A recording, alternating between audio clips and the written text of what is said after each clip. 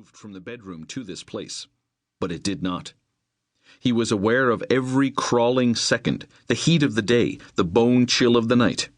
Nikolai had grown accustomed to creature comforts. He was not used to hunger, to fear, to darkness. He might have tried to walk home had he any idea which direction it was. All he saw was nothingness on every side.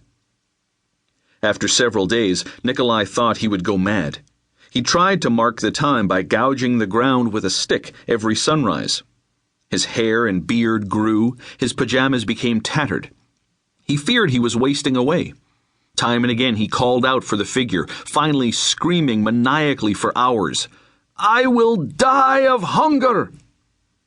Nikolai lost all track of time, not sure whether he had missed a day or two or added marks too often.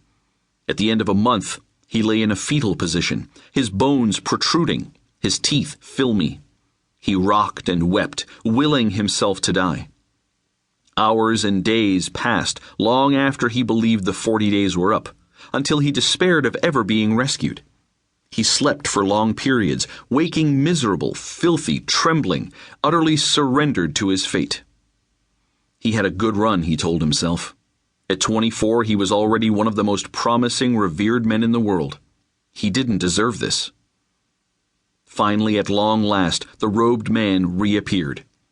Nikolai tried to muster the strength to attack, to harangue, but the spirit again lifted a finger and shook his head. "Are you the chosen one?" Nikolai nodded, still believing he was. "Look around you. Bread." "Nothing but stones," Nikolai rasped, cursing the man. "If you are who you say you are, tell these stones to become bread."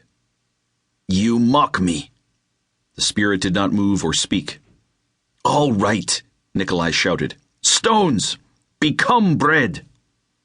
Immediately the rocks all around him became golden brown and steaming. He fell to his knees and lifted one to his nose with both hands. He thrust it to his mouth and began to devour it. "I am a god," he said, his mouth full. "Are you God?" Suddenly Nikolai stood at the top of the temple in Jerusalem, warm bread still in his hand. "I am," he said.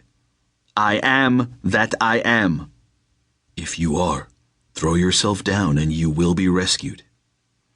Shuddering, wasted, standing barefoot in tattered silk, Nikolai felt full of bread and full of himself. He smiled. He threw himself off the tower of the temple. Hurtling toward the rocky Temple Mount, he never once lost faith in himself or the promise of the Spirit. 20 feet from impact, he began to float, landing on his feet like a cat. Suddenly, Nikolai and the Spirit were at the top of a mountain, barefoot in the snow. The air was frigid and thin, and Nikolai felt his chest heaving, fighting for enough oxygen to keep him alive. "From here, you can see all the kingdoms of the world." "Yes, I can see them all." "They are yours if you but kneel and worship me, your master." Nikolai dropped to his knees before the Spirit. "My Lord and my God," he said. When Nikolai opened his eyes, he was back in his bed. That the experience had been real was borne out by his own stench and filth and ratty garments. He staggered from his bed and noticed a sheet of paper under the door. It was in Viv Ivan's flowing script. "Shower, change and come down, beloved. Barber, manicurist, masseuse and cook are here and at your service." Chapter 1. The white Bentley glided beneath the canopy over the veranda of the most expansive estate in Romania. From the 2-story foyer, Nikolai Carpathia watched through the draperies as the driver and a security guard stepped quickly from the vehicle. The driver stood next to his door.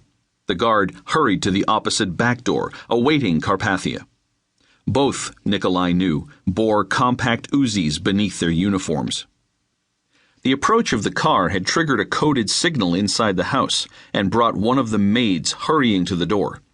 She slowed, then stopped when she saw Nikolai at the window. "I have it, Gabriella," he said without turning. He could see her bowing and retreating in the reflection. He had to admit it was out of character for him to be. To keep listening to this audiobook, I've left you a link in the description so you can do it, at no cost thanks to Audible's 30-day free trial.